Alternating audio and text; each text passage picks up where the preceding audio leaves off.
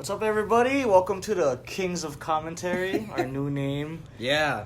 Sorry I wasn't there for the last review. I've okay. been busy. I was doing a show and preparing for this Shakespeare trip I'm taking. Yeah, man. Which is interesting with this movie because this movie is about people going on a trip. Mm-hmm. And That's true. I'm going on a trip tomorrow. I'm leaving for Europe. Going to be going to England, London, Stratford-upon-Avon, where I'm going to be performing Shakespeare at Shakespeare's house. Oh, you're gonna perform? Yeah, like... Oh, that's nuts. So, like, if Shakespeare took a piss Yeah. and looked out his window and he was alive right now, he'd see me ruining Shakespeare in his front yard. So, that's going to be... Yeah, this movie was kind of cool because it's like mirroring what I'm going to be doing tomorrow. Yeah. I'm leaving, going to Canada first, and taking a connecting flight to Heathrow, and then... Oh, wow, you're going to Canada first? Yep. Oh, and that's then, amazing. I'm traveling with my friend Berkeley. He's a chef, Mm-hmm. so he's going to take me to all the tasty places to eat. Oh, lucky. So Dang. we're going to France and Italy. Lucky. We're not going to Prague like in the movie, sadly. So I won't be able to like go into the bathroom and have some beautiful blonde tell me to take my clothes off, which would be my dream. That'd be my goal for the trip, Yeah. to just find some supermodel asking me to take my clothes off. But alas. You know what? Maybe I'll try to make it to Prague just in case. Yeah, Just be like, hey, where are you at? And then leave. You're gonna buy a Depressed. black dahlia? I wish I had someone to buy a black dahlia for, but that's a no-go. Ladies, if you promise me a date when I get back, to all the no ladies listening to this, I will take you on a date. We'll have a good time. We'll do some nerd shit. Oh, yeah, we have 33 views, and that's like average. And, Yeah, all dudes probably.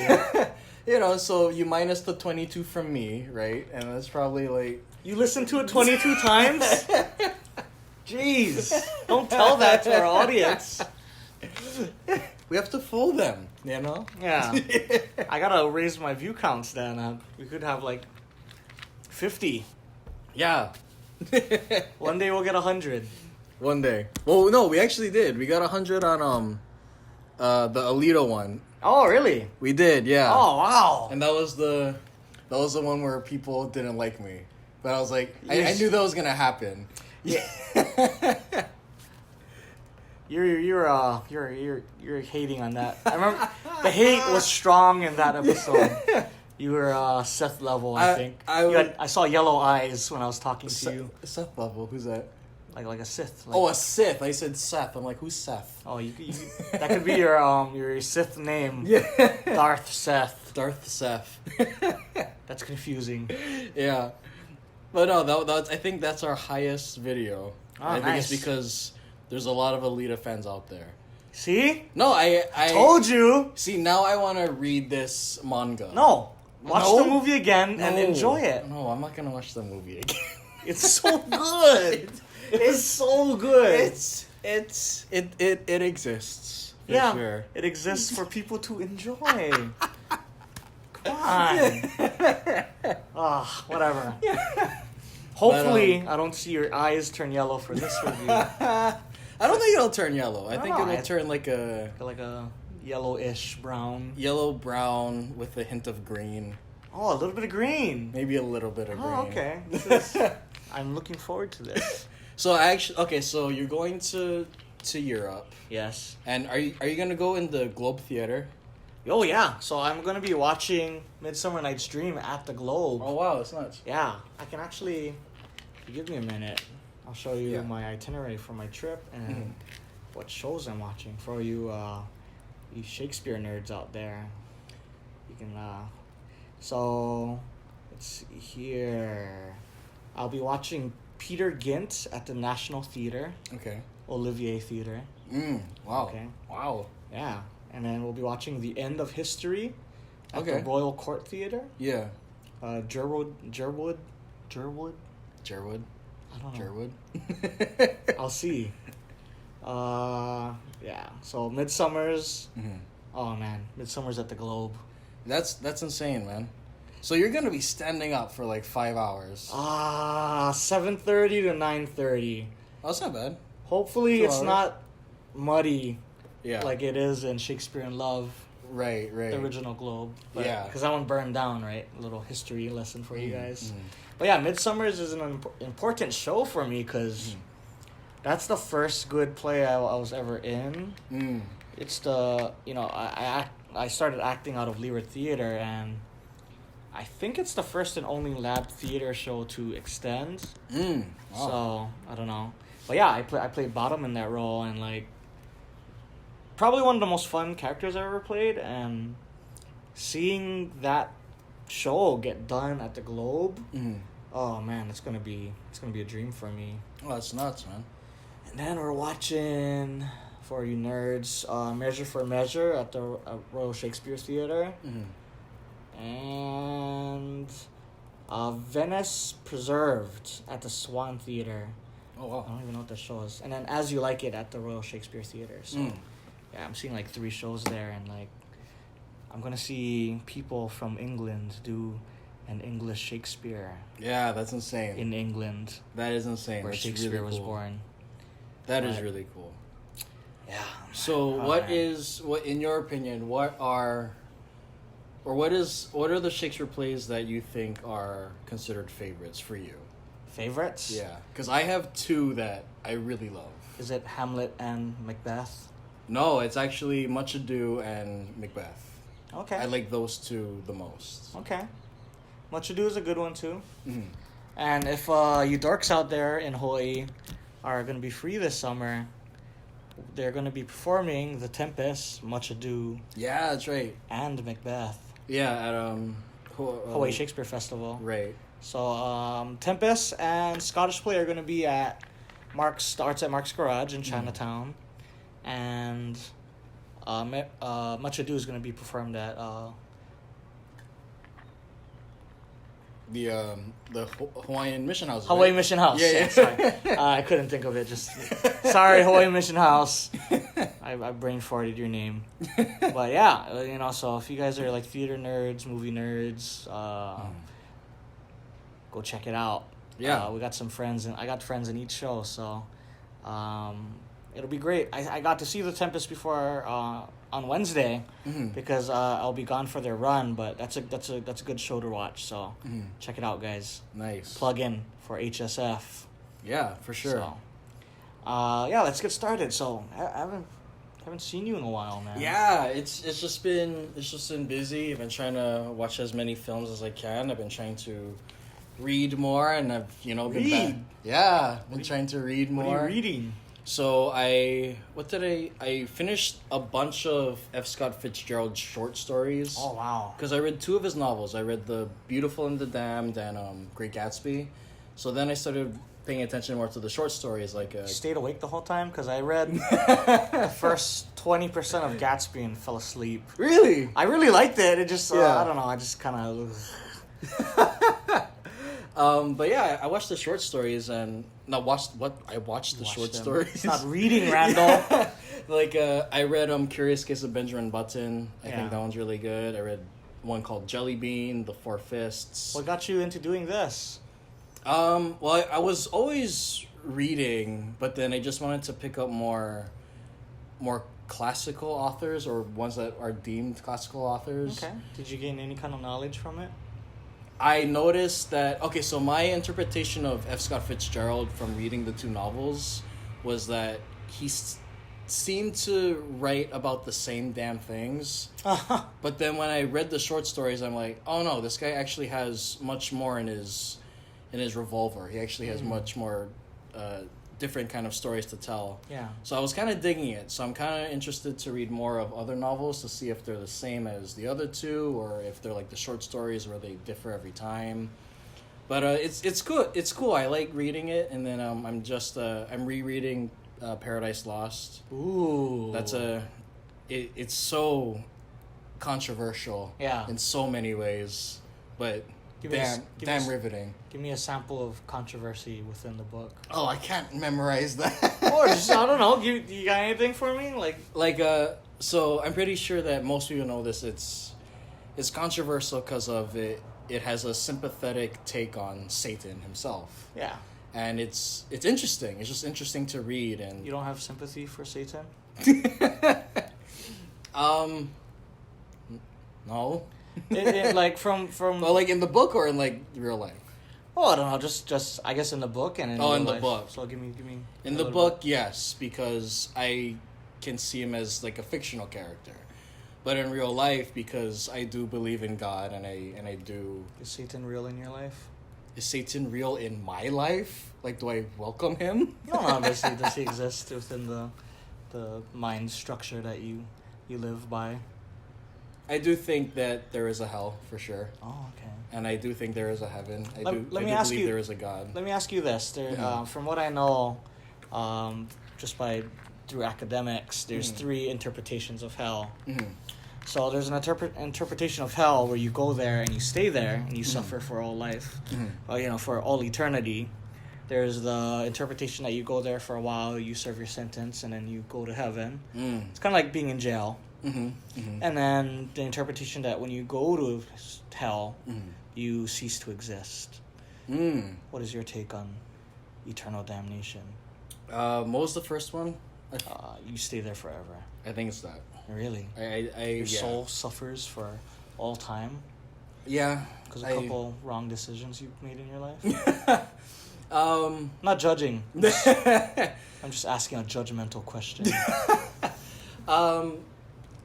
I do think it is that, but I also believe that if you repent wholeheartedly, I mean, you can be forgiven because that's what God wants. If you repent to Him, and He is love, He is forgiveness, so He can forgive you. Except if you go to hell, then you're not forgiven. Then I think that's the person's fault because God does give chances. Mm-hmm. And it's our fault to fail to recognize those chances. Eventually, we will be talking about Spider-Man. This is just this is new.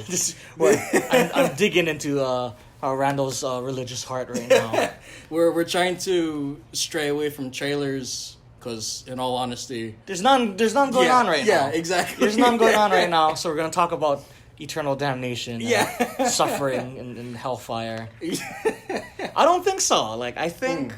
After I heard these three theories, and feel free to comment to see if you have another viewpoint on hell, but I don't know. I think if God is love and He forgives, I think maybe you just go there for a little bit and you come out. Except if you're like Dahmer or like Satan, or like not Satan, but like Judas, or like, I don't know. Yeah. Who's in the bottom? There's Anthony. Anthony. Who's right? Anthony? Anthony who? The one that betrayed Brutus. Oh! Judas, Brutus, and Anthony are in the bottom level of hell, right? Yeah. If we're going by Dante's Inferno. Yeah, that's true. Yeah. I read that as well. Yeah. Yeah. I don't know. I don't know. Like, for me, right? Like, I don't know if you can... If never forgiving is like what you see it as, then does God really love you? I think it's more of a human being's failure to recognize that. Because, like, throughout our entire lives, God gives us chance, and He gave us free will for a purpose. If He didn't give us free will and we just chose to love Him and we all went to heaven, that's more of a dictatorship. And God didn't want to give us that. He wanted to give us freedom. He wanted to give us choice, So I think it's His plan that we have to choose for ourselves if we want to repent to God or not. This is interesting. Yeah. I've never actually had a full-on conversation. That's why I'm asking. Yeah. This is new for me. Yeah. And I'm not nervous, but I'm trying to not say the wrong things. Honestly. Well, we'll move on then. I'll ask Randall off air No, but I appreciate that. I mean, like, because I think conversation is good. If we stray away from conversation, then we're just supporting closed-mindedness, you know. Mm-hmm. So I think conversation is good. So I thank you for open forum. Let's keep it open. Yeah, absolutely, absolutely. But we should also talk about movies, right?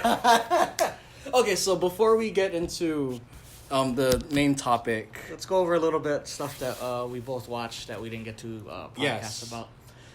So what did you see? So I'm gonna do one each. Yeah, okay. Sure. So what did you watch? Okay, so this is, I guess I'll do all three because this is technically, it is a trilogy. Okay. I rewatched the Mad Max trilogy. And I think it's dated, but I think it's Thunderdome really solid. is bullshit. Oh, you didn't like Thunderdome? It didn't feel like a whole Mad Max movie. Uh-huh. It felt, when he goes to that paradise with all the children. Uh-huh. I didn't feel like we were watching Mad Max. I agree. I agree. I felt like majority of Thunderdome was a different type of Mad Max movie, mm-hmm. especially from 1 and 2 from 1979 into those are good. 1981. They're really good. Yeah, it's like it sets up what the Mad Max trilogy is, and then we go into Thunderdome. It's like, oh, we're on an entirely different adventure. You should have done 1 and 2 and then Fury Road, and I'd feel like I'm with you the whole time. Fury Road is good too. Yeah. Like, damn. That was like George Miller on friggin' steroids. Well, it took him, that was like 30 years of him writing down, like, cool ideas in a notebook. Yeah, for sure. So, of course, it's going to look like that if you just... imagine if, like, Spielberg waited 30 years and then made a movie. Yeah. He'd probably, like, just blow his load. Yeah, exactly. And I think that's what he did. Yeah. So... But yeah, I think the trilogy as a whole is really good. Yeah. Even Thunderdome, I have my complaints with it, but I think the production value is good. I think the action is good. I think the kids are hit or miss, honestly. That's weird. Yeah, I didn't like it. But overall, I mean, I think the trilogy is pretty solid. Cool. What did you see? I went to see Toy Story 4 last week. Mm-hmm. And, man, I don't know. The more I think about it, the more I did enjoy it. Yeah. I don't know if I'd really consider it a true Toy Story sequel. Mm-hmm. Like 1, 2, and 3 are all like near and dear to my heart, and like this one is as well. It felt like a half story. Oh, okay. If anything. Yeah. And I really do think it's important information for the youth right now because, a lot of it covers like growing up, moving on, and I don't want to spoil this movie for you, but I cried at the end. Oh, okay. Yeah, wow. It wasn't like a Toy Story 3 cry. Mm-hmm.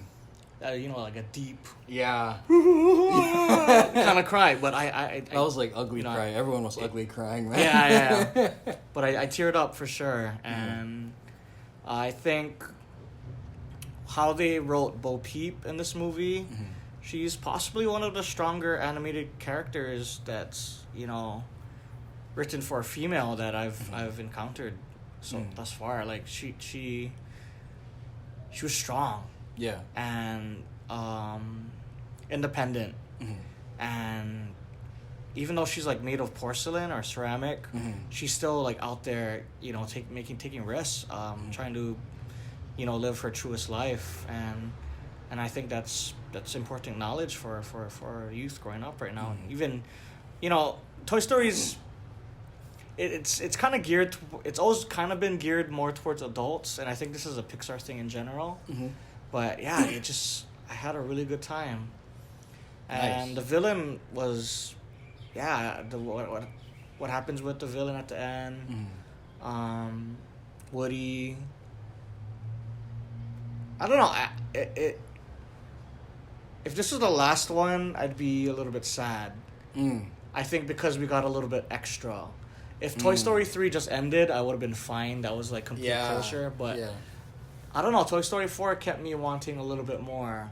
Okay. Because how it ends, the path divided. Mm-hmm. So I don't want to say much more without you watching it. Maybe what we can do is because we missed some of the movies out this summer. Maybe we can do like I know we're gonna try to gear a little bit away from the three furs, but maybe we can do a three for like movies we've missed. Yeah, definitely. Absolutely. So like, I'd love to really review Toy Story 4 with you. Yeah, I would. I'm definitely looking forward to reviewing that as well. Dark Phoenix. Oh Jesus Christ, Dark Phoenix. What else did we miss? Actually, I do have a question for you about Toy Story 4, Yes. and I don't think it's a spoiler for me, but the way that Bo Peep was established in Toy Stories 1 and 2, do you think it's too much of a drastic change what her character is now in Toy Story 4? No. Really? No. Okay. Do they explain it in a Yes. believable way? Yes. Okay. So when you watch it, you'll see. So another question I had is Toy Story 3 to everyone was like a perfect conclusion. Yeah. Do you think this is a necessary follow-up? I didn't think I wanted it until I saw it, and then I enjoyed myself. Okay. Yeah. And now I want more. Oh, okay. I got So, you. I think this is what Pixar's plan was. Yeah.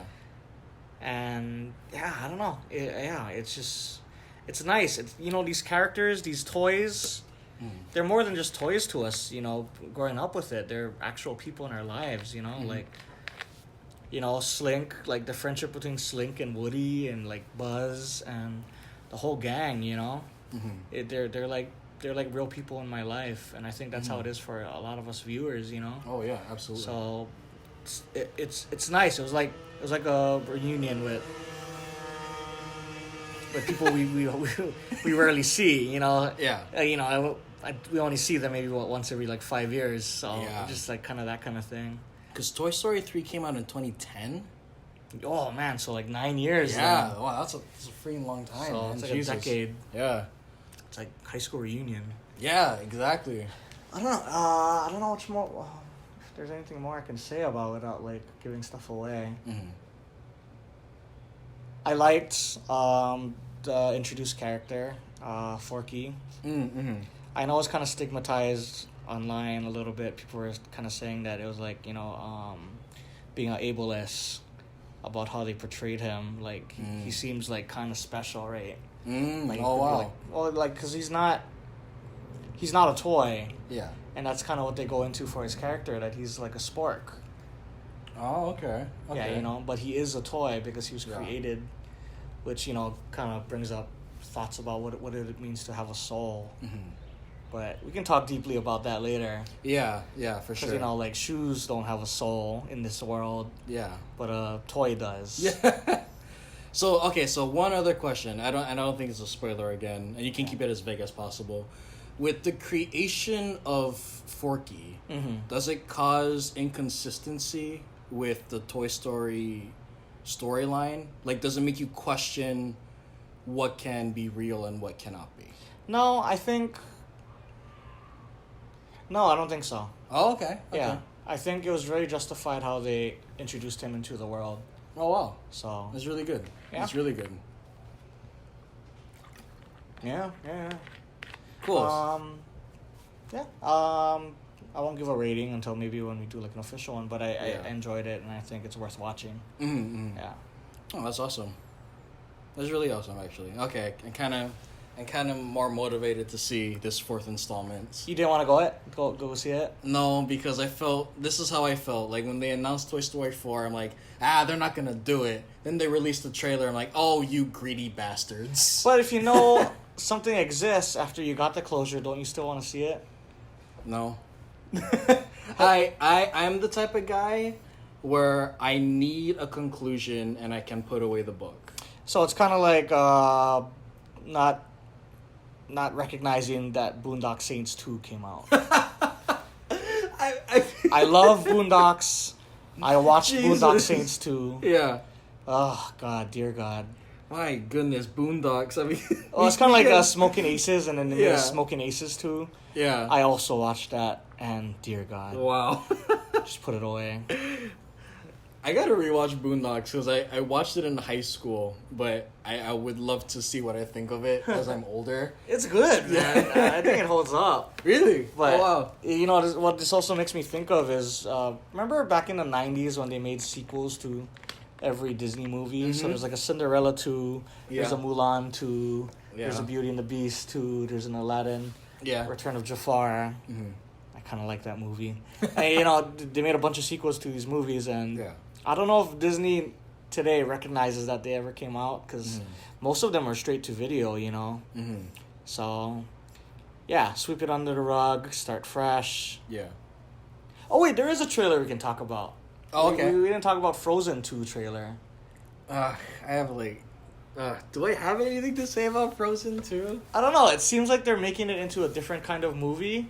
Yeah, for sure. They're like going on an adventure, and there's like stone giants and this bubble horse that lives in the water and makes lightning, I guess. Yeah. I don't know. It looks like they're trying to make this a lot more epic than the first one. It's like they're opening a door to a house, and then there's the world outside. Yeah. I have a feeling they're gonna be like, they're gonna dive into Elsa's past, like, you're not who you thought you were, and she's gonna turn out to be adopted or something like that. And she's gonna be the Dark Phoenix. And she's gonna see Xavier's ancestor or some crap. I don't know. I just have a feeling it's gonna be like predictable. Because that's what most of the newer Disney films are to me. They're predictable. Wouldn't it be cool if they end up in the Savage Lands? Oh my lord.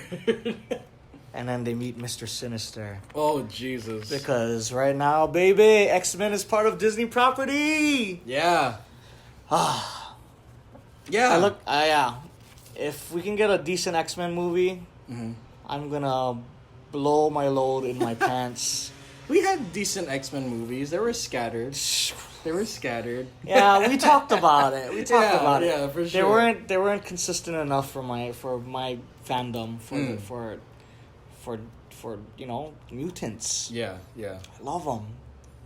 It was a very inconsistent franchise. Bobby Drake, Iceman. Yeah. Piotr Nikolaevich Rasputin. They ruined Gambit. Gambit. They ruined Gambit. I want to see a good Gambit, man. Sorry, Channing Tatum. You don't get to make that Gambit movie. Yep. I feel like his arms would have been too big. Yeah. Gambit needs to have, like, skinny arms. Yeah, I see him more as a slender, fast character. Like not bulky. You can't play Gambit ever. No, I don't have that Cajun accent. I will never be able to nail that Cajun accent. Mon chéri. Like, you watch the 90s animated series, it's like, who can do that? I don't know anyone that can, like, mimic that. I don't know, but he's handsome, man. He's got, like, yeah. He's a very charming comic book character, for sure. Have you ever watched Rurouni Kenshin? Oh, not the anime. I seen, like, the first half of the live action. Oh. There's a character, I think the live action movie, they had the character, I forgot his name, but he's the guy with the paralyzing vision. Mm-hmm. His character is based off of Gambit. So that's why he has like this that Gambit head warmer thing. Yeah. With exposed hair. Uh-huh. Yeah, that's he was like based off, like ripped off basically. Oh damn. Yeah. That's pretty cool. But is that all that you've seen, like, recently? Just Toy Story 4? Yeah, I watched like Detective Pikachu and Oh, how was that? It was good. It was worth watching. Oh yeah? What else did I watch? I don't remember, but I watched something else. Must not have been that good. Yeah. Rocketman. I saw Rocketman. Oh, how was that? That one was good. See, I actually really want to see it. I think Chris and I are going to go sometime. Yeah, that one was really good. I think Taron Egerton did a fucking banger job. That's what I'm hearing. I'm hearing that he's knocking it out of the park. I didn't see Bohemian, and I don't want to rag on it, but I feel like if you don't sing your own songs in a movie, that should make you ineligible for an Oscar. Yeah. Like, come on, man. Bradley Cooper wrote. Oh, yeah. He directed, he starred in, and he sang. Yeah. In a movie. Like, and he did excellent. If you just do two of those things, that's enough, but he did all three. Yeah. That should have got him something, man. But he was excellent. He was excellent in that role. And I loved him. I loved his character. I thought the movie was good. It was very enjoyable. I heard some word on the street is that Rocket Raccoon's possible love interest in the next Guardians movie is going to be played by Gaga. Wow. Wouldn't that be cool? Unbelievable. Yeah? I mean, I don't know how good of a voice actor she is, though. I don't care. Really? Yeah, care. she'll do a good job. Because, like, Bradley Cooper, he's proven himself as a really good actor and a committed actor to where when he does the voice for Rocket, it's so believable. I don't even know it's him. Like, that's exactly. Rocket is like this. He's just Rocket. Yeah. He's not played by anybody. Like, Bradley Cooper does such a fantastic job with Rocket Raccoon. Yeah. And I don't know if Gaga can live up to what Bradley does. She can do it. I don't know. She was good in freaking Star is Born. She was good. She's a classically trained. She's a singer. She's a voice actor. She's a performer. She can do it. Just because you have no hope performer. You have no hope. I need to see to believe. I'm a monster. Is that what her fans are called? Little monsters. Little monsters. I think so. No, that's not really. It's a movie. Oh, is it? That's the what's his name? Wonder Years kid. Didn't he make a movie called Little Monster? Like a blue dude. I don't know. I'm not too familiar with this. Whatever. Anyway, our transitionary into Spider-Man just got ruined by that. Yeah. So yeah, let's talk about Spider-Man. Yeah. Spider-Man Far From Home. Yes. I really related to this movie because I'm leaving tomorrow to go to Europe. Mm-hmm. So like watching him and the gang, Ned and MJ and Flash and Betty. So yeah, Betty Brant. Yeah, the blonde girl is Betty Brant, which grows up to be Elizabeth Banks. Yep. If we're going by like Raimi world. But yeah, so the receptionist in Spider-Man 1, 2, and 3, the Raimi verse, that's Betty Brant, played by Elizabeth Banks with the kind of bob haircut. Bob? Is that a bob? Yeah. Whatever. It's a bob. Whatever. What's her name in Incredibles? The Elastigirl. The designer. Oh God. Yeah, she got her hair kind of. Yeah. But yeah, so Martin Starr played the teacher. Yeah. The glasses guy. Yeah. You know, from such great works as Freaks and Geeks and what else was he in? I don't know. I know he's an Apatow kid. Yeah. So he's part of like Seth Rogen's crew from back in the day. I didn't like him. I didn't like the teachers at all. Let me just start that off. Yeah, the teachers in this film are very cliched to me. But they fit the role that they played for the theme of the movie. Yeah. And like the theme for the past two Spider-Man movies is, you know, kind of a high school what's his name? Weird Science and Weird Science. What's the director's name? Oh, John Watts. John Hughes. Oh, we're talking about like what inspired the style? So like the Spider-Man Disney movie verse, the Tom Holland verse. Yeah. Is very at least the first movie was very John Hughesy. Oh yeah. I don't know if this one it didn't really fit a lot of the normal John Hughes things that like is like noticeable for the casual viewer, but yeah. It was a high school vacation movie, you know, like for sure. I liked it. I enjoyed the movie. I don't know. I think they're catching these actors at a right time where they can still have that teenage weirdness, and I don't know. Like whenever like MJ and Peter were like kind of like looking at each other or like being awkward, it's still fresh. Yeah. So I think they did that. If they're trying to act within the theme of the movie for this like high school love story, you know, kind of, I think they did good in that. What'd you think? I like the romance. I like Peter and MJ. Yeah. I think to me MJ was the most interesting character. Was she always meant to be MJ?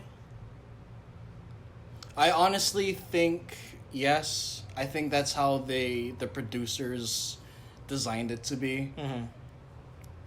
Yeah, I think that's what they intended. Okay. But yeah, I like MJ a lot in this film. I just like her. I think Flash cracked me up. Flash. He's played by a good actor. Yeah. For sure. Yeah, I like that actor. Have you seen him in other things? Yeah, Grand Budapest Hotel. I liked him in that. Who was he? He was the bellboy. Really? Yeah, he's the bellboy. How old is he? I don't know. He's a young guy. I think he? he's maybe my age, 25. I thought he was like in his 20s in that movie, so by now he'd be like in his 30s, Yeah, right? yeah. Or maybe he has that like Indian. Is he like Indian? He looks Indian, yeah. Yeah, maybe he's got that immortal gene. And I liked him in Grand Budapest. I like that movie as a whole. I think that it's is like amazing. that is a legit 4-star movie for me. Oh yeah, same. Yeah. Ditto, absolutely. But yeah, he's played by a good actor. I don't know his name though. Yeah. Well, But he's Flash Thompson. Yeah. Should we do a beat by beat? How should we go through this review? Uh, So the movie starts with a scene that I didn't go watch Endgame again because I didn't want to spend another 3 hours watching the same movie I already saw again. Mm-hmm.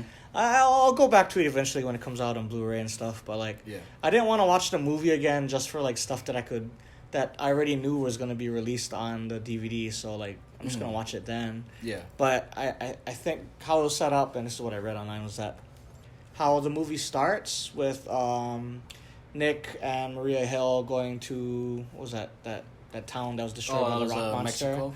Yeah. So that's how it ends. That's a little snippet that they gave you. At the Yeah, end. yeah. So that's what starts the movie, which kind of was interesting. Yeah. And that's when we get our first shot of Jake Gyllenhaal's Mysterio. Uh-huh. And after that, they explain the blip is The what blip, they're causing yeah, it. yeah. Which was like a big topic that we talked about in our Endgame review. Like, Mhm. well, how are you going to do that time difference? Yeah, So- and they explain it here, so it's like... Good job, Yeah. by the way, because we my needed that. complaint is no longer a complaint, so...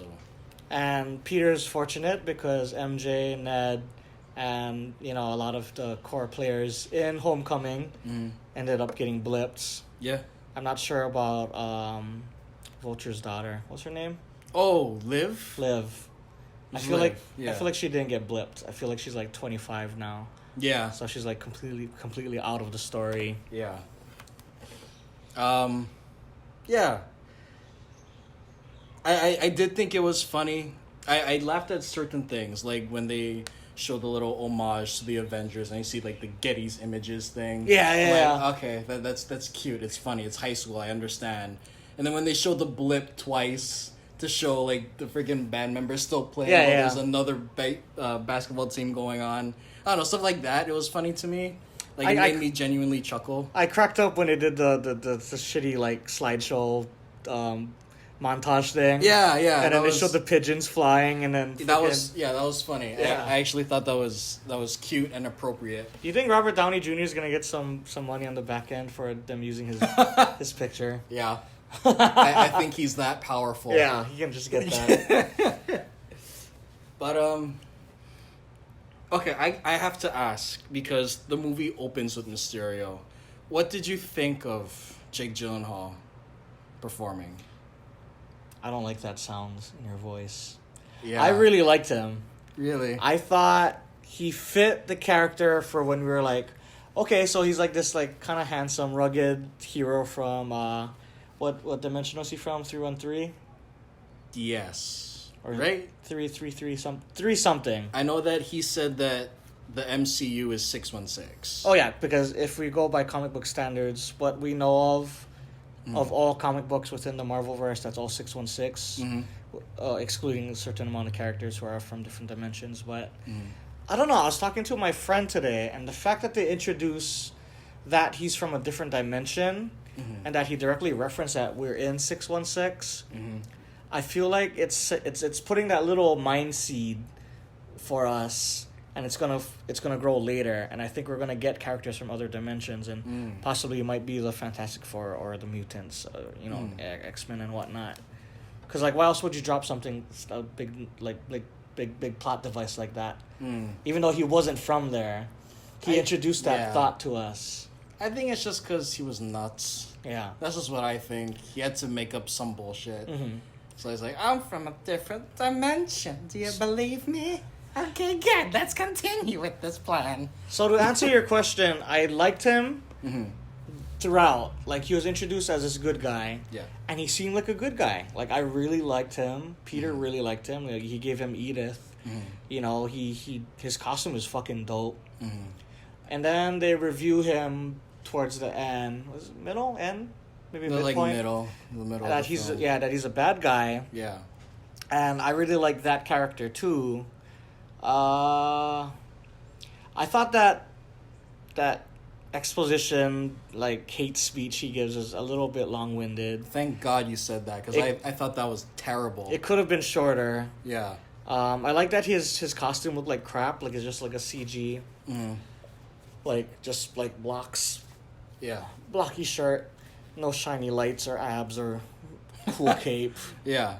And then at the end, when he really shows that he's the bad guy of the movie, I really believe that he was a bad guy. Like, he took several turns, and what I'm liking about these Spider-Man villains is that they're making them, or what they're doing with villains in general, and I think they've been doing this since Loki's been getting so much favoritism, and Michael B. Jordan's character in Black Panther. Like, they're investing more in villains than they've ever done before.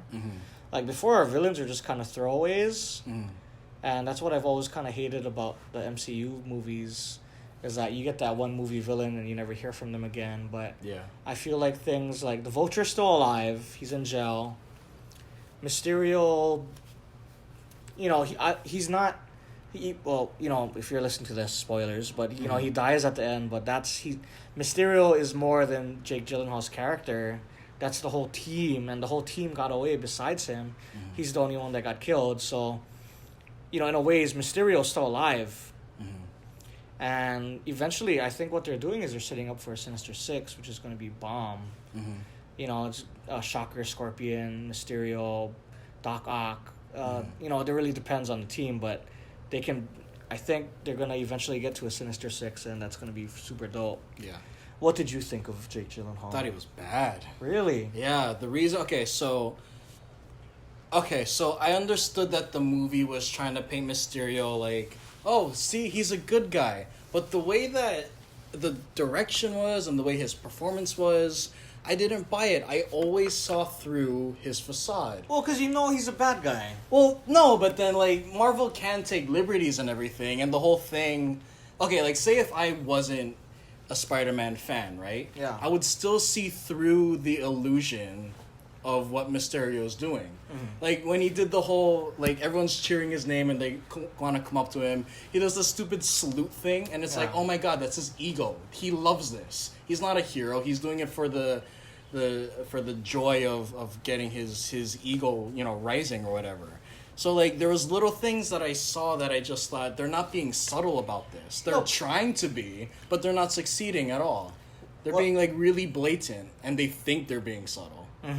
And, even when Mysterio is trying to be, like, genuine or badass, I didn't feel like Gyllenhaal was sincere at all. And even when he has the switch, you can kind of go, like, oh, okay, so he wasn't being, like, completely genuine because he isn't really genuine. But even when he goes into his whole evil, I told you it was easy thing, like, his performance is still bad. Like, he's just an over-the-top, stupid villain that explains his plan to the audience in the most blatant and pandering way. Yeah. And it's kind of like, oh my god, it's either the writing that was terrible, Gyllenhaal wasn't directed well, or Gyllenhaal just didn't care, and he's like, oh, I'm just gonna be over the top. No one's giving me direction anyway. I'll just, like, do whatever. Let me retort to that. So, what I think about this movie in general and how Gyllenhaal portrayed his character is I feel like it's him commentating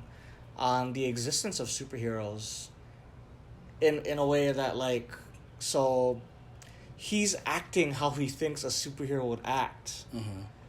Like, in our world that we live in right now, we don't have superheroes, but, like, imagine if you had to act like you were one, you would do stuff that he does. And I think it pulls off. So what about when he's... Like, I think one of the, the themes of this movie is what is real and what is fake. And that's what Mysterio's powers is illusion. So, like, his character... And just watching him in the movie is like, what part of this Mysterio character that's like, this cool guy from another dimension, how much of him is real, and how much of it is fake? Because, like, if we're looking at the existence of a superhero, they can't all be good. You know, like, is Thor really a good person? You know, he kills people. Yeah, for sure. You know, is Spider-Man a good person? He does selfish things. So this character that he's portraying is also, like, what is he? Is he good? Is he bad? He, you know, in the end, he is bad, but he's a bad guy acting like a good guy to get people to like him. I understand, but it doesn't excuse his performance for me. Really? You didn't like it? No, I thought he was over the top. It wasn't his best work, but I thought I enjoyed his portrayal. I liked watching him. I think it was maybe just the That way bridge scene was dope. The bridge scene? The Spider-Sense scene? Yeah. Oh yeah, I like that. I thought the Spider-Sense scene was really cool. But Gyllenhaal was just too obvious. Like, he's supposed to have fooled Nick Fury, and I understand that's not even Nick Fury, that's a stupid scroll. But, like, even to fool Peter, like, who should be on his guard by now, like, I just never bought it. I just never did. Well, let's look at Peter as a character. So, like, he just lost his father figure. He's grieving. You know, he's lost two father figures in his life. You know, Uncle Ben, which we don't really see from, and you know, Tony Stark, and he has this burden on him now. You know, he's been thrust into being a superhero, and really what I think he still is right now is just a regular hero. You know, he's a hometown hero. But now he's expected to be a superhero after all the events that they went through. And by him giving the glasses to Mysterio, he's trying to unburden himself because he's being crushed under this, like, all he wants to do is be a kid, and he's expected to be the next Tony Stark. He's supposed to, like, fly into another galaxy and, like, fight, you know, a god and kill them, and he's you know, he can't handle that. And I don't know.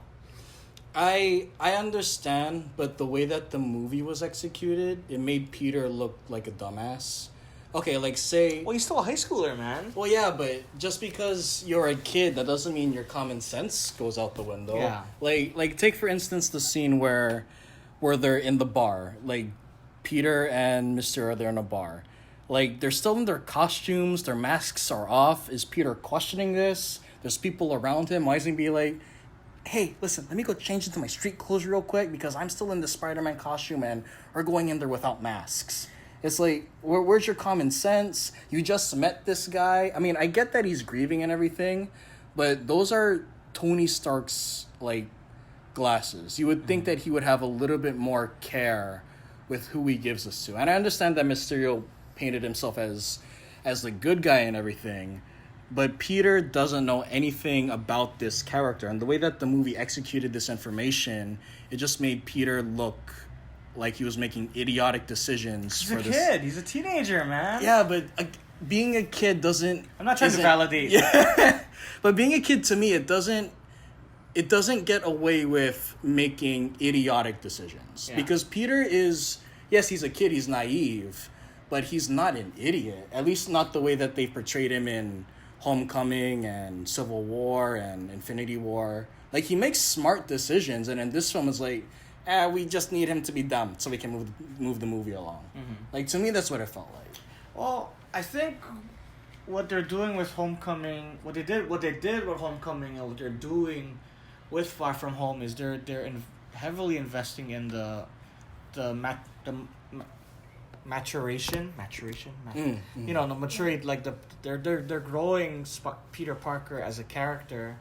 So eventually, maybe 3-4 movies deep, he's gonna be the guy. And I think that's what they want to do with Tom Holland, is they're investing into him to be the next Tony Stark, because that's what Tony wanted. You know, he's like this genius kid who does nothing but good.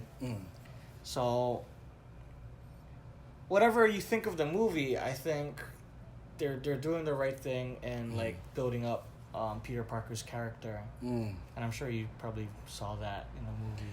I did, but I didn't agree with how they were executing this information. Like, to me, like, I understand, like, movies down, he'll, like, mature and everything. But for the movie that they have now, they need to focus on what arc he's going through at this particular moment. Yeah. They can't like make me go, oh, just wait till the next movie. That'll be a good one. I'm like, no, give me the movie I'm watching now. Like, make me focus in the present. I can't be focused on future stuff. I want to be here and now with this character. So if you're gonna clean up the movie and make it more to your standard, would you have less superhero business and have more kid business? If done right. Yeah. Because I don't think the kid stuff was handled very well either. It was more of a side plot.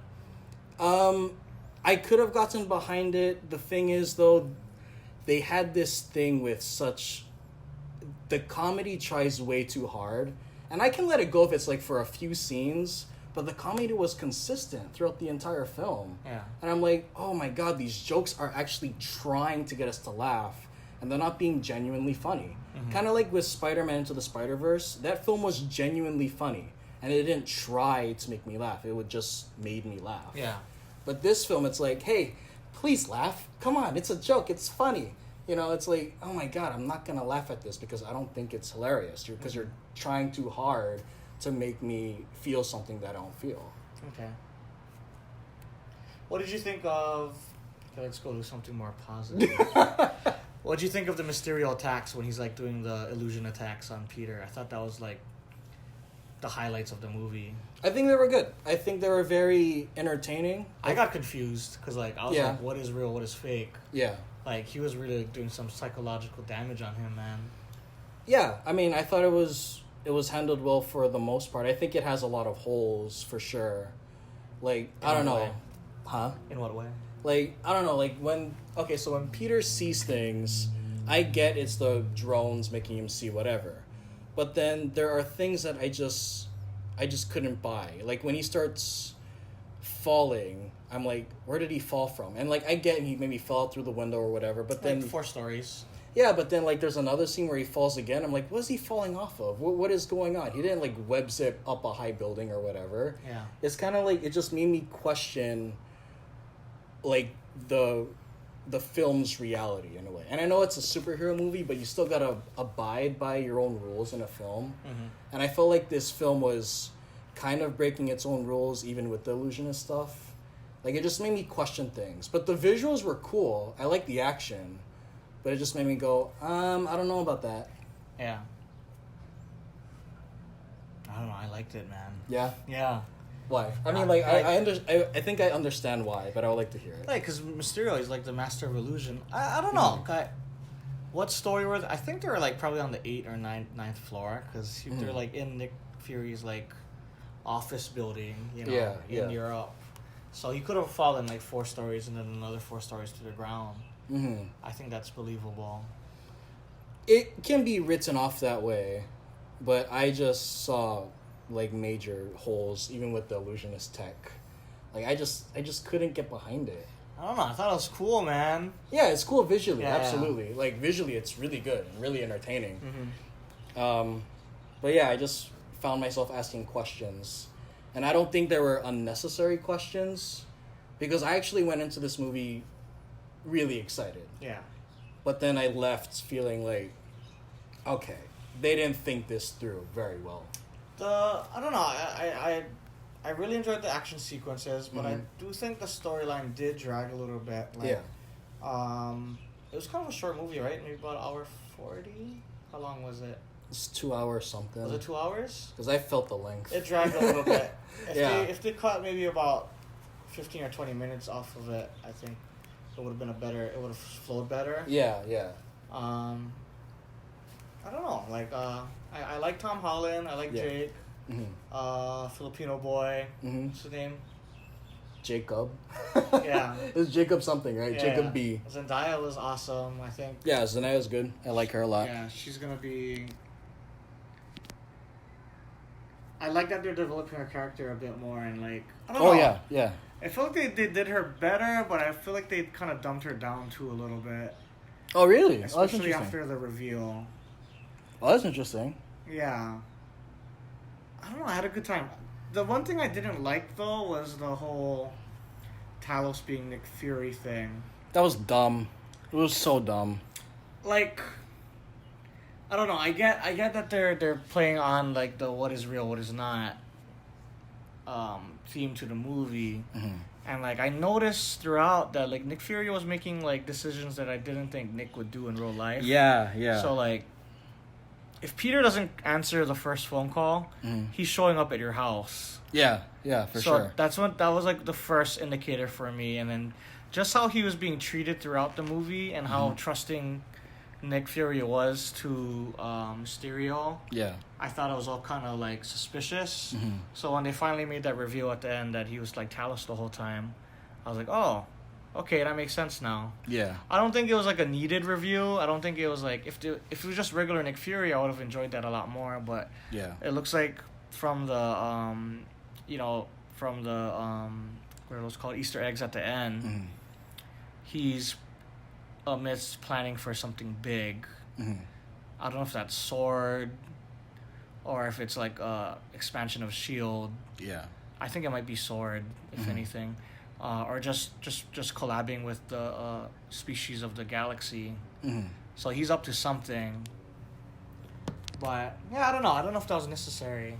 Yeah, me neither. What another thing I really liked about the movie is about how scary augmented reality is going to get within the next 10-15 years. Yeah. It's going to get to the point where things are going to look real. Yeah. And that's going to be existence from now on. We're going to be not living in reality anymore. And this introduction of Mysterio, who's the master of illusion, is something that really frightens me. Yeah. More so than any kind of horror movie could do for me. It's like, wow, we're going to live in a world soon where everyone's going to be walking around in some kind of video game or, virtual reality. And we're just going to lose touch with each other. Yeah. Or socially, we're just going to fold in on ourselves. Yeah, that's true. So I don't know if you got that out of the movie, but that's kind of stuff that I was thinking about afterwards. About how it affects us in real life. Yeah, because it's already like messing with us now. Like just having Facebook and Twitter and Snapchat and Instagram is like everyone's like, you walk around and just everyone's like looking at their hands. You know, they're looking at this rectangular device in their hands and they're not paying attention to the world around them, you know? Oh, yeah, absolutely. So, imagine that, but better. You know, and that's what augmented reality is going to be for us very soon. Yeah. You know, within the next 10 years, it's going to be a vastly different world we're going to be walking through, man. Just like Pokemon Go. When Pokemon Go came out, people were losing their damn minds because they can like see a freaking Pokemon in front of them. Yeah. And you can throw a damn Pokeball at them and catch them, and like, I'd freaking go down to freaking Kakaako and like walk back and forth, hitting up all the Pokestops, trying to hatch eggs and like catch Pokemon and like. Yeah. That was like the first taste of this craze that's gonna be AR. Yeah. And it's only gonna get worse. Oh, yeah. It's only going to get way worse from now on. So, but that's besides the movie. You know, I just thought of this, but I think a reason why I thought Mysterio was weak is because Mysterio did not have layers to him at all. Yeah. And the reason why I say that is because you look at Vulture, his motivation was understandable and it was real. Yeah. And Vulture wasn't an over-the-top villain. He was very grounded, and his... Yeah, we didn't get that car scene, that masterwork of a car scene in the first movie. Like, you compare Michael Keaton's acting and Michael Keaton's character just on paper compared to Jake Gyllenhaal and the character Mysterio, there's a huge, insane difference in quality. And maybe that's the reason why maybe I'm comparing, I don't know. But even if I didn't see Homecoming, I feel like I would still feel the same way. Like, Mysterio to me was a poorly written character, and Gyllenhaal did nothing to, like, give this character any depth whatsoever. I think part of your problem with Mysterio goes back to, I think, the problem with how Marvel has been handling their expanded universe is that, you know, we just came back from Thanos, which might have been, like, one of the best villain portrayals we've seen in a movie, and he was, like, you know, he was a world ender. He was going to destroy half of the known universe. And then the next movie after that's this guy who's like makes illusions. And like the difference between that is like chocolate and shit, right? As far as like complexity of characters and yeah. But even if I didn't see Thanos, I mean, like, I still feel like this character is not on a very high standard, though. Because, like, as a character, to me, he was shallow. So, like, I mean, I understand that, like, if I compare Mysterio to other great characters, I mean, it's going to look like garbage. But even having nothing to compare, I still feel like I would feel like he was a shallow character. I don't know. I still like him because I don't think he's going to be something like I was saying earlier. His team is probably going to lead up to Mysterio coming back for sure. Yeah, for sure. I think we're going to see him again. Not Jake Gyllenhaal because he died, but like I don't know. I think what he did affected Peter and helped him mature, and I think that's all he needed to do in the movie. Not be some great villain that we're going to talk about for, a long time. And, like, I don't think every villain in a movie should be the, masterwork. Like, imagine if every Marvel movie we watched had a Heath Ledger Joker performance. That would be exhausting. Yeah. But at the same time, though, should movies be dumbing themselves down for the sake of general audience enjoyment? And I think that's the problem with having extended universes is that because like you won't get that kind of portrayals out of a character because it has to stretch. We're not eating caviar like where one bite is like, oh my god, you're just totally satisfied. We're at a buffet. The MCU is a buffet and we're trying to eat as much as we can. Yeah. And it's about quantity over quality. Which is what we're not getting from these standalone movies that we had in the past.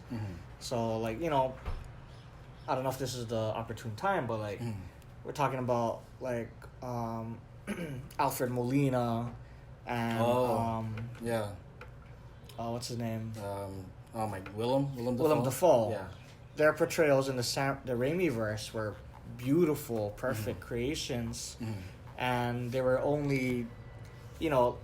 just like Gyllenhaal in this movie, they're only just one movie. Well, what Goblin does extends throughout all three movies in the Raimi-verse. But, like, they're one-movie villains, but the work that they put into them were exquisite, and the amount of care that Sam Raimi put into these characters and building them properly.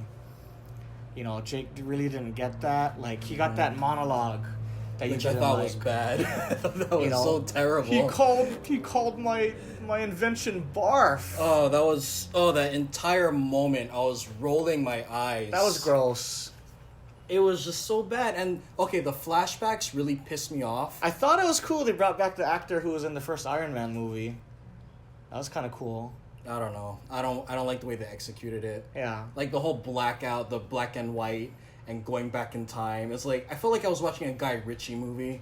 Hey. I was like, oh my god, what is going on? I love Guy Ritchie. Really? I do. Oh, okay, that's interesting. It's really Guy interesting. But yeah, I just thought that whole reveal was I want another rock and roller absolute. movie. They should have made another rock and roller movie. And then what made me like just roll my eyes is when Jake Gyllenhaal, he's like, and this is why you hate Tony Stark, and this is why you hate Tony Stark. I'm like, shut the hell up already. I don't know. It seemed like he was doing like his Oprah moment for this like misfit gang of villains that like he's trying to unify them in their hatred for Tony Stark because he wants to take down this vision of him. You know what it that felt he's like? a good person, and like I think what he did in that moment unified them to the point where they were like not necessarily okay with him killing people because they're upset about that. Yeah. But it helped them, continue their cause. What his end goal was. It felt like the script was talking to me. Yeah. And I hate that. And it could have been those characters could have been fleshed out more, especially like the motives. I think Mysterio could have had better motives. Oh, as yeah, to why for sure. He hated Tony. Yeah. But we didn't get that. We got what we got. And Shallow. yeah, it wasn't the best. If I had to give that a rating, I'd be like, oh, meh. But, I don't know. I like Tom Holland as Spider-Man, though. I do. It's still an enjoyable movie, I think. Yeah. I like Tom Holland as Spider-Man. I like Zendaya as MJ. The Filipino kid, I'm sorry. I mean, like, he matches, but it's not like I'm ever going to remember that character. He's there to say stupid jokes, and he's part of the reason why I felt like this comedy didn't work. Yeah. Is because, like, it was just, like, jokes that tried way too damn hard. I think this kind of goes back to, like, what is that called? So, like, when people love a character, they give them more screen time. I think if Ned was only in Homecoming and then not in any other movie, I would have been happier. I think so, too. I think it's better if Peter is alone in this movie. Yeah. Because he is alone. Because, you know, he just lost Tony. Having Ned there is just because everyone loved him so much in the first movie. So, I didn't think he was needed, but they had to put him in there because of fans. Right, for sure. You know, and if you watch Game of Thrones, a lot of things that happened in season 8 was because of fan favorited, you know, certain like Bronn. I'm talking about Bronn right now. People love Bronn, so they had to give Bronn stuff to do in the 8th season. But this is kind of a problem I have with storytelling now. Yeah, is that storytellers or writers, they listen too much to the audience about fan service that they forget to tell the story. Yeah. And it irritates the living hell out of me. I was watching this interview with George R.R. Martin, and he was talking about when he's telling a story, and, you know, and this is why he doesn't like to go online and look Reddit threads and stuff. If an audience can guess where he's going, what happens with a lot of writers now is they freak out and they're like, oh no, they see what we're going towards, we gotta change it. So all the work that they put into developing the storyline, they alter halfway in, and it convolutes the storyline because it doesn't make sense. This part is setting up for something that was supposed to happen, but then the fans guessed it. So they're gonna deviate from that path and like do something new. Because they guessed it. Right. But George isn't gonna do that. He's gonna keep doing the story that he's been developing, and that's a smart storyteller, right? And that's what you're supposed to do. You know, if they guess it, good. They guessed it. Not everyone guessed it. Not everyone is looking up how it ends. So just write the damn story. Right. Exactly. And that's why fuck Ned. Nah, I'm just kidding. But I guess I'll try to be positive. Like I said, I like Your eyes are glowing yellow just now. I like the spider sense stuff. I thought that was a really cool action sequence. I don't know. I don't get the spider sense. So he has it. Yeah. But he doesn't have it. Yeah. Like Aunt May snuck up on him with a banana. Yeah. And scared him. Yeah. What's going on? I'm not Spider-Man. What is your powers? Is it the suit? Is it just the suit? Because you have sticky fingers. Yeah. I'm not saying that it's not inconsistent. Because it definitely was. So for sure. He gets turned into Spider-Man. Yeah. And he kind of has spider sense now. When he's riding on a bus and there's a portal in space, in the sky, and he can like sense that. I think they're just but trying. He can't sense a banana. What's going on, man? Like I said, very, very inconsistent, and I definitely agree with you on that. But I mean, the ending sequence I thought was cool, even though I need a sound cue. You know how in Raimi you had the right. Like I need like a chime or something. Yeah. What? Like I don't like how if I just know this Spider-Man from Tom Holland. Yeah. What is Peter Tinkle? What does that do for him? I guess because they're not being very clear about it. Nope. Yeah, not at all. Not at all. You know, like when Ned saw him in Homecoming. How come he didn't know Ned was there? He was eating an apple. He was building, what was it, Star Wars stuff? Oh, yeah, he was building a little Death Star. He had the Death Star and he dropped it. Yeah. So, like, what is the spider sense? Yeah. What is it? Oh, wait, thank you for bringing that up, because this is what I felt too, why I didn't like Far From Home, is that I felt like Far From Home didn't have style. Like, it felt bland. And Homecoming, it felt like an homage to a John Hughes film. Yeah. And it showed a very specific, fun, enjoyable style of filmmaking. I felt like Far From Home, it was just as bland as Captain Marvel, almost. If not, some things were almost worse. I think the characters were more interesting and the story was better developed than. Oh yeah, for sure. Marvel. For sure, yeah. But it does seem very. It still seems very amateur. Yeah. And I don't know if that's something that Marvel's doing on purpose, because they've been doing that with a lot of their directors. Stealing a director's style and vision? Not necessarily that, but like giving newer directors an opportunity to do a big budget movie. Mm-hmm. And not everyone's going to work out the way that James Gunn has, where like James Gunn has made the best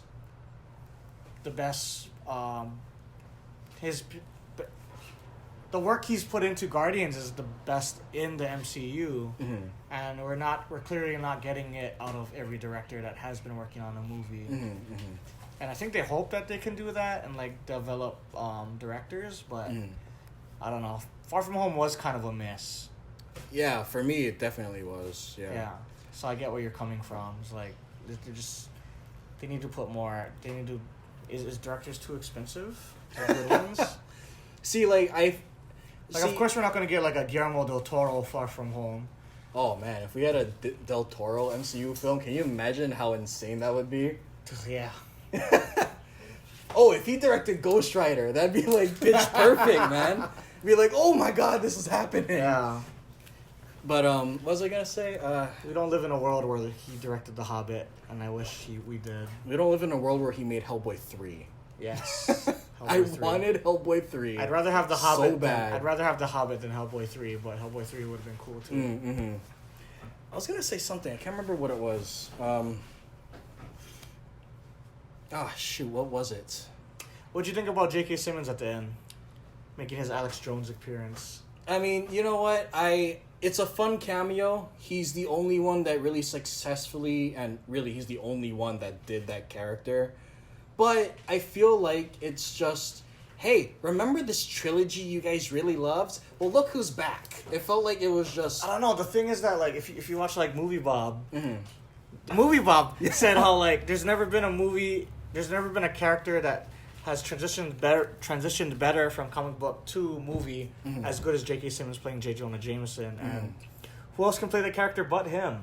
Oh, no, yeah. When the trilogy of Sam Raimi's came out, I mean, like, that was perfect casting. Yeah, for sure. Perfect. I still feel like he's like this Alex Jones guy I'm getting from his little appearance. Yeah. I still feel like it's more toward, like, I don't know, major fan service. And I just don't see it being anything other than that. I mean, I enjoyed his cameo for sure, but it didn't do anything for me. It didn't enhance my experience. It didn't make the movie worse. It was just kind of like, oh, okay, I know what you mean. I know what you're doing. This is fan service. Okay, whatever. I think he's been like the most attached character to all Spider-Man movies.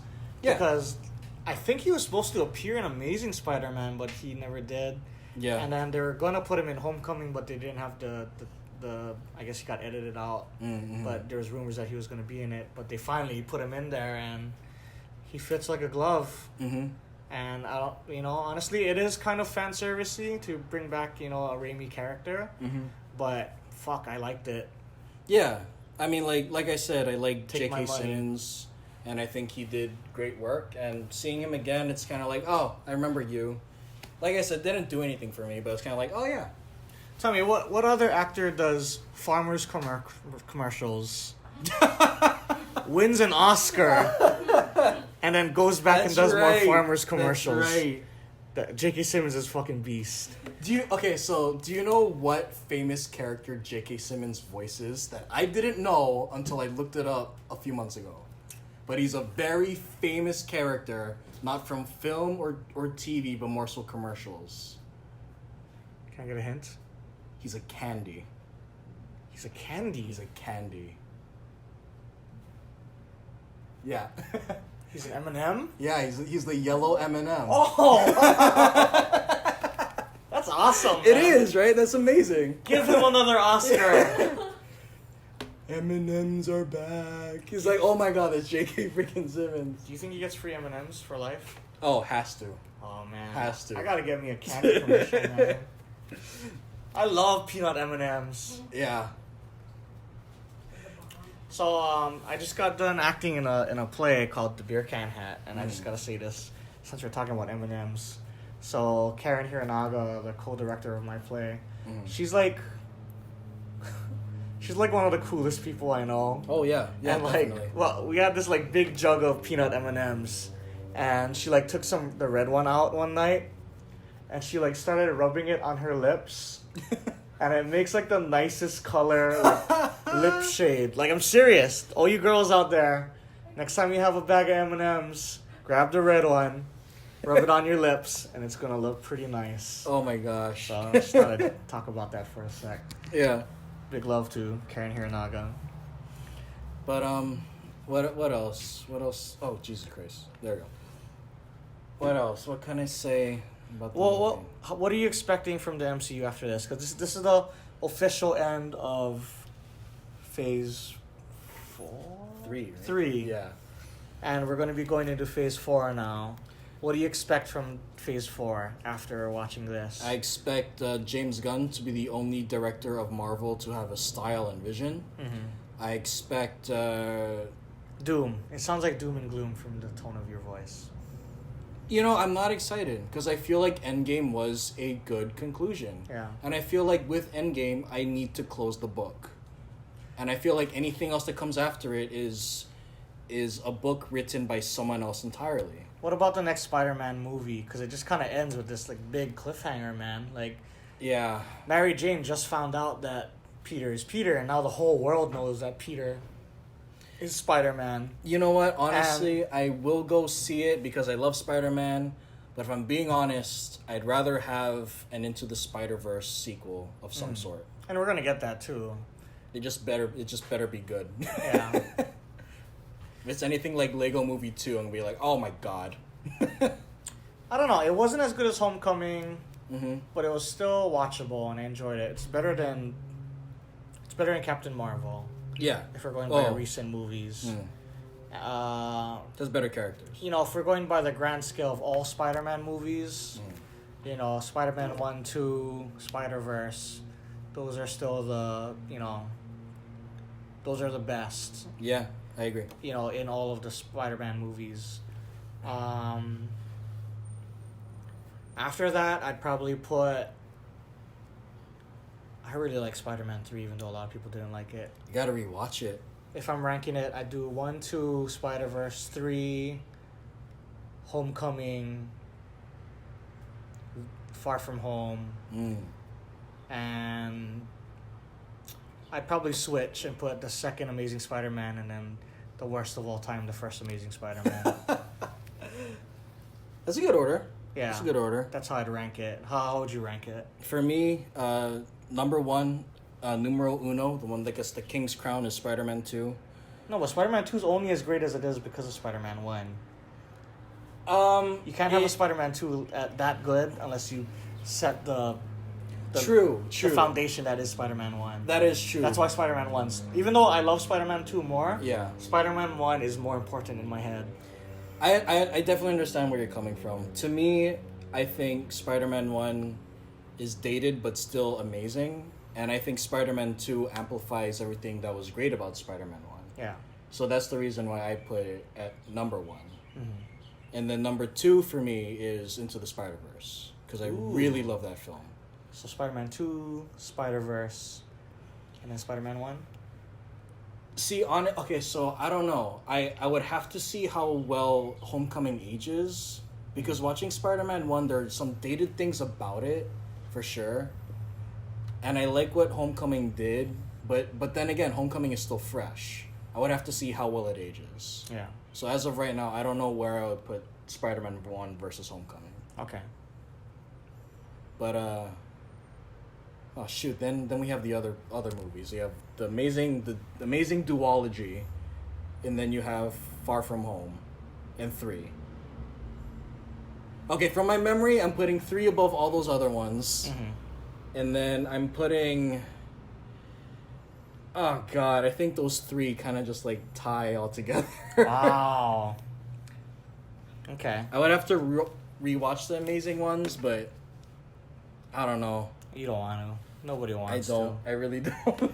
I liked Amazing Spider-Man 2. That's why I put it above Amazing Spider-Man. I thought...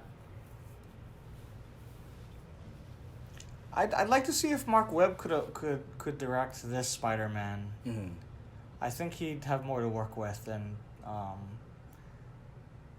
don't know. Never mind. I take that back. Let it die. Let it... But, They did... What I love about Amazing Spider-Man 2, though, is they did the Gwen Stacy scene. And that's a bold move to make. Yeah. See, I kind of like that Gwen Stacy scene, but I felt like it was pretentious. It's too much. Yeah, like the web being a hand. It's kind of like, I don't know. I felt like Mark Webb was actually trying to be artsy. I don't know. And it came across as pretentious. That shot of him saving her, and then you just kind of see her head hit the ground. I like that. I was like, fuck. I mean, that was a moment where you realize, oh man, that's she it. Is dead. Yeah. That was intense. I mean, out of that moment, I liked the actual death because it was actually impactful. Just the act of it, man. Like in comic books, there's very few greater moments in that. Like, Spider-Man saves Gwen Stacy, but the way he like catches her, you know, in the comic books, she breaks her back and she dies. Yeah. Was it in the comics? Was it the back or the neck? Because I always took it as the neck. The neck is part of the back. Oh. I consider it the spine. Yeah. You know, like she would have died. It's just that frame of thought that like she was gonna die and I saved her, but I didn't save her the right way and she died anyway. Yeah. You know, like that's a thing that haunts a character for all time. You know, like that's the woman he loved and like he just didn't make the right choice and how he was, you know, trying to be the hero. Yeah. Sad. Oh yeah, for sure, definitely sad. Stan Lee was on vacation and they made that choice without him. Wow. Holy shit. Yeah. Really? That's how they made it? Yeah. My God. He wouldn't have done that. So it's one of the most important comic book moments and, you know, the great Stan Lee wasn't part of it. First movie without a cameo too. I felt kind of empty not seeing Stan Lee in the movie. Yeah. Okay, I think I have an official order for now. Okay, I'm ready. Okay, so 2, Spider-Man 2, Spider-Verse. Okay. I'm gonna give it to Homecoming 3. Wow. And I'm gonna give Spider-Man 1 4. And then, God. Keep it going. Spider-Man 3. Has to be Spider-Man 3 for me. Okay. After that. And then, I'm going Amazing 1, Far From Home, Amazing 2. Wow, it's that bad, huh? Yeah. Like, yeah, there were so many things that was happening in the movie that I thought were either unnecessary or forceful or painfully predictable, and then worst of all, over dramatic. I don't know. I don't think it was ever meant to be a deep story. I think it was supposed to be kind of a feel good, lighthearted story, and I think that's why maybe you didn't like it as much. See, I can get behind a lighthearted story, but because after Endgame they needed something to just kind of like be the cushion after that, and they couldn't make another Ant-Man movie because they did the Ant-Man drop after Infinity War, which ended so terribly. Yeah. You know, the most gloom and doom ever. So I think what Ant-Man and the Wasp and what Spider-Man Far From Home was that nice little cushion to, like, you know, prevent you from breaking your ass when you fall down. And I think in that aspect, it did its job, and I enjoyed it. I understand. It wasn't meant to be a banger, and it wasn't, but it pushed along the development of Peter Parker. It sets precedents for upcoming plot points. And you kind of had a good time. You went on vacation. You know, it's kind of like if your parents died. Jesus. And you went on a trip and you found yourself and you found love. Yeah.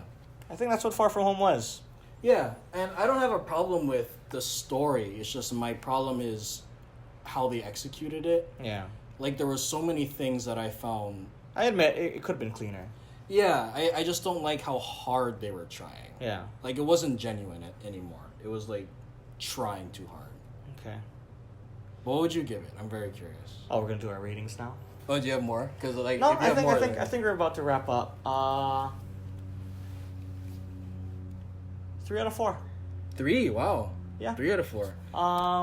You know, I wouldn't say it's like a solid 3 out of 4, but it's a 3 out of 4. Okay. Yeah, it's not a golden 3, but it's a 3. I have a question. So, like, I know that you didn't like Homecoming. Yeah. What makes Far From Home for you better than Homecoming? Because I'm just curious. I want to pick your brain. I don't know if it was better than Homecoming, but it wasn't better than Homecoming in my book. No, I think it did. I think they paced it better than Homecoming was paced, because I don't know if I'd ever watch it again outside of seeing those Keaton scenes.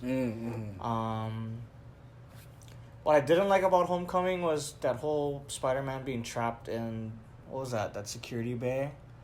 Oh, yeah. That was like a hangar. complete waste of time. And it didn't, like, he just learned stuff about his suit, and that's it. It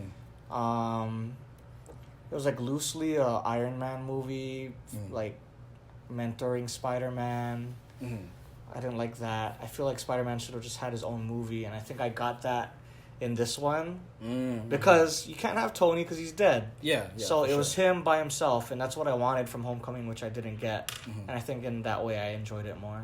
Okay, I understand that. He was allowed to make kid choices as opposed to him like doing things in Homecoming, and he had no repercussions because Iron Man was watching over him the whole time. Yeah.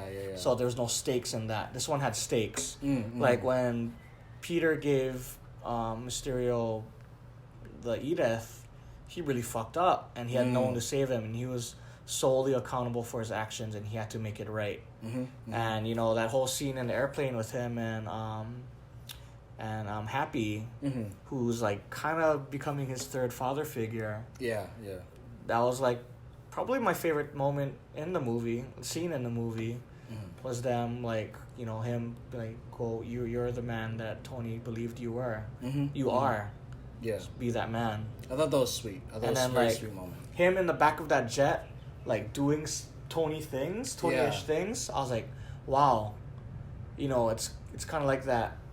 Okay, he's gonna be the next Tony Stark. And I like that too. I really like that. So I liked it better than Homecoming. I understand. Keaton was a better villain, but the pacing and storyline of Far From Home was clearer and more enjoyable. Okay, I definitely understand where you're coming from, for sure. 1 out of 4. Okay, I felt it coming. Yeah, I felt it coming. I saw the yellow. I don't know where the green was that he told me about at the beginning of this recording, but I see the yellow. The green was for Zendaya. Oh my god. No, I mean, like, I really liked her performance, and I really like Mary Jane as a character. I thought she nailed it. The right kind of weird. Yeah, for sure. But yeah, I mean, like, this is bad news, by the way, because how she's portraying Mary Jane, the love interest. I feel like we're gonna have a lot of copycats out there. Oh, for sure. Purposely trying to be the weird girl to yeah. You know, I don't know. We'll see though. None of them will succeed. Yeah, you gotta actually be weird. Yeah. You know, she has like a sick obsession with the Black Dahlia murder, and I like that because you know, she's a very interesting character, and I was the most compelled by her, honestly. But yeah, I mean, like, I liked some things about it, but overall, I was kind of fed up with it. So why did you like Homecoming better than Far From Home? Because to me, Homecoming had a style and it had a vision, and the story was nothing more than this kid attempting to do the right thing. But because he's a kid, he doesn't really know any better, although he wants to. So it's this arc of him trying to be better and failing, but eventually he does do the right thing. And I like the mentor stuff. It wasn't too much for me. And I think Michael Keaton's character was well written, and it was well performed, and it was layered and interesting. And I like the fact that it was a kid just dicking around and trying to find himself. And even the scene where he's in the hangar, I mean, like, yeah, I get it. It drags for sure. But it's a moment of character development, and as a kid character, it makes sense. He's like, oh, he has nothing else to do, so he might as well just dick around until the time for action arrives. Okay. So I felt like Homecoming nailed a lot of these things to which I love in a film, which is style, execution, characters, writing, situations. I felt like it nailed all of that. Yeah. And then Far From Home comes along and it's like, what did we do in the first movie again? Let's just try something else. Mm. But that's my reason why I like Homecoming more. I don't know. So, who directed these two movies? I have no idea, you know. John, I want to say John Watt. John Watt's a local director. I think the guy who directed Far From Home is someone named John Watts, but I'm not too sure. I'll look it up. Spider-Man Far From Home. Well, I'll go look up the other one then. I'll look up Homecoming. No, it's the same guy, right? Is it? I think so. Because that's interesting to me that it's the same guy who directed it. Where is it? Oh my god, it's the same guy. Yeah, John Watts. Yeah. Okay, I was correct. Sorry, John Watt is an Asian director.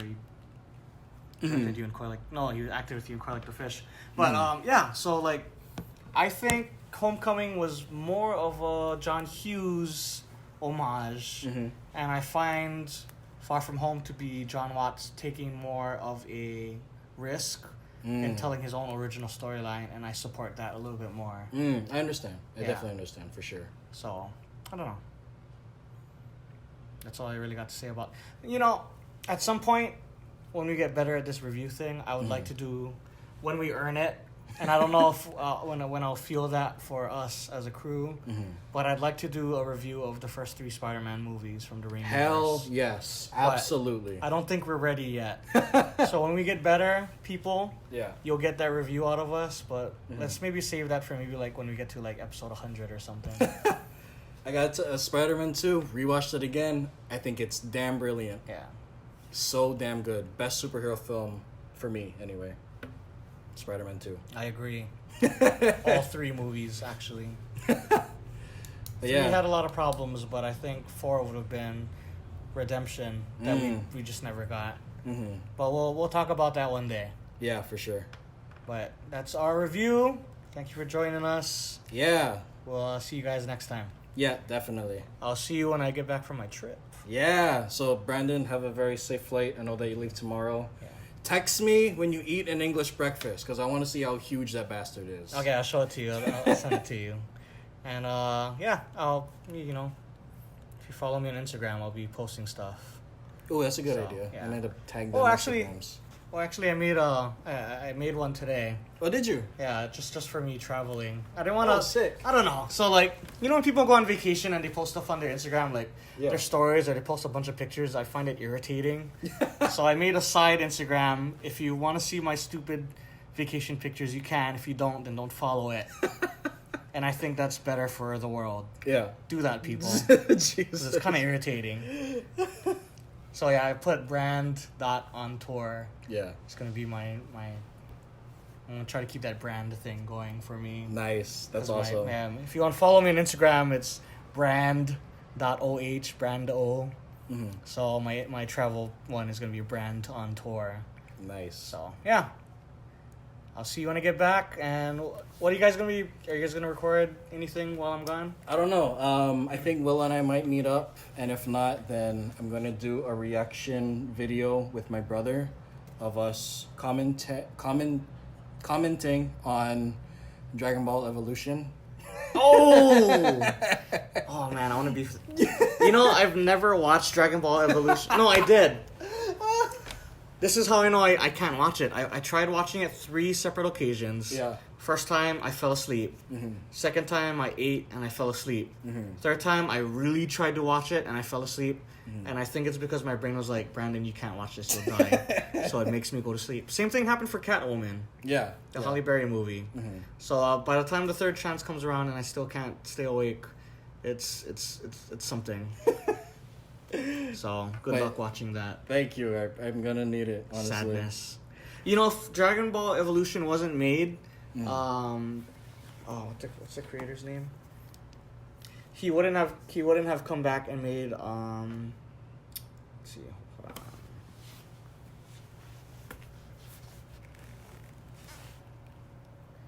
on. Oh yeah, Akira Toriyama. So Akira Toriyama, you'll cut that dead space out. Yeah. Akira Toriyama,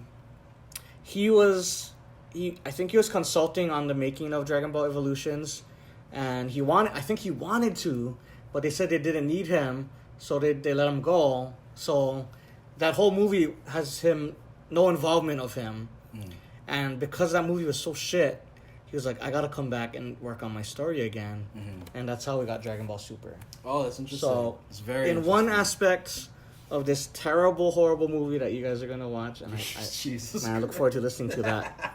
It resulted in us getting Dragon Ball Super. So thank you, Dragon Ball Evolutions, for being a pile of garbage on fire. Yeah. Thanks, you did one thing right. And we get more joy by Randall and his brother just kind of eating it up. Yep, we're gonna sit through it and eat it up with their eyes, and they're gonna puke it back out. Yep, we're gonna truck on through and just... Ugh. Looking forward to it. Yeah, me too. All right. You guys have a safe weekend. I'll see you next time. Okay, bye. This is going to be my quick recap of Spider-Man Far From Home. I like the new MJ. I like the balance between wanting to be a teenager and wanting to be, and having to be a superhero. That was great. The pros of the movie, the acting was spectacular with Tom Holland as Spider-Man. I believe that he was struggling. It was very believable on screen. And the awkward love connection between MJ and him, it was very believable. Some of the scenes in that movie were kind of weird, but, it's okay. It's a Marvel movie. I didn't like the Mysterio character. I know he's a washed-up actor, but in this one, he's a disgruntled employee. I don't know how I feel about the Peter Parker real identity reveal to the world. And I hope in the next Spider-Man movie, they'll do another rendition of Green Goblin. I know we had 2 already. I hope we get a 3rd. I really like that villain. If not, something cool. I mean, we kind of got something somewhat like that with the first Spider-Man movie of the MCU. What else is there? Oh, Jon Favreau was good in this movie. Marissa Tomei is probably the best Aunt May. Even though I like Sally Field, Sally Field and Martin Sheen were Uncle Ben and Aunt May.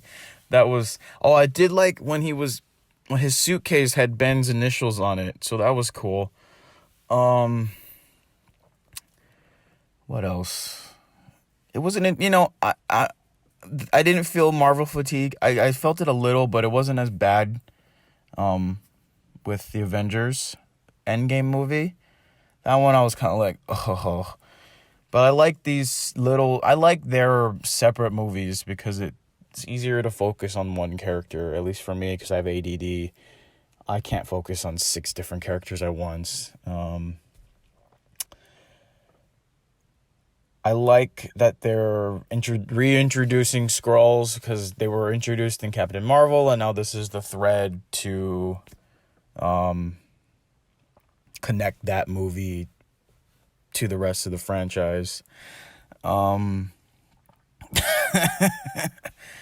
Samuel L. Jackson scene at the end, that was pretty funny. Makes me wonder what the hell is he doing out there. It's like, okay, it's a little kind of lazy. You're going to have people pretend to be you. Well, I guess he was only supposed to give him the glasses, not fucking try to save the world, make the charade go on longer than it did. Let's see. Again, Marissa Tomei is a really good Aunt May. I'm glad what this time around with this, sorry, I'm in my car, or my rental car. I'm recording in the parking lot right now. Let's see. I'm glad that they've de-aged these characters. They did it smart. You make them younger, make the characters younger so you can produce more movies. So you have a younger Aunt May. She's not an older lady. She's not, she's not going to a retirement home old. She's maybe in her early 40s. Tom Holland, Tom Holland's Peter Parker, when mentioned with Tony Stark, and just that, I believed that connection, like that was like a fatherly connection. I believed that was very believable. So props to Tom Holland for being a good actor. The pros of this movie, I liked that they added the Avengers theme to give that connection, because this was the close of the first 3 phases. So that was a good, it was in there. It's sprinkled in there. It wasn't shoved in our face. It was sprinkled. So I didn't feel like, oh God. The cons, I didn't like Mysterio. I think Mysterio and their little whiny crew, they got yelled at. Oh, big fucking deal. Disgruntled employees. They have to go and destroy the world. I didn't like the J.K. Simmons cameo, even though it was great to see him, back in that character because he was so good. They could at least put a wig on him or something, because he looks really old. And now the Daily Bugle is an InfoWars type website. It's a conspiracy theory website. I want those Iron Man glasses. Those are really cool. I looked them up. I think they're like $400. Like, Jesus Christ. I give this movie I'm going to be very generous, and I'm going to give this movie a 3.5 out of 4. Because I enjoyed it. I liked Spider-Man. I liked the Spider-Man character. And I hope we get more Spider-Man movies. And I hope the next phases of Marvel will be different, like this movie did. This was a completely different movie. We were taken away from New York and we were put in Prague. Yeah. Okay. That's 6 minutes should be good enough, right? All right. Bye, everybody.